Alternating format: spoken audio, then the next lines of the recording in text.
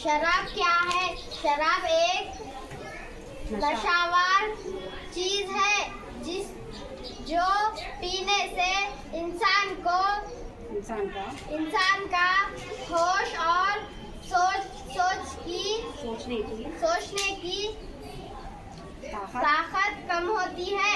ये दिल, जिगर और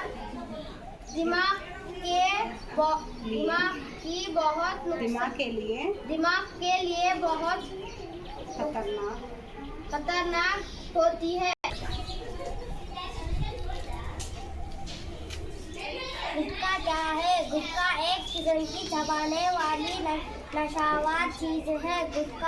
गुटखा एक जहरीली चीज है जो मुंह में चबाने के लिए इस्तेमाल होती है। इसे खाने से मुंह का कैंसर, दांतों की खराबी और लत लग सकती है।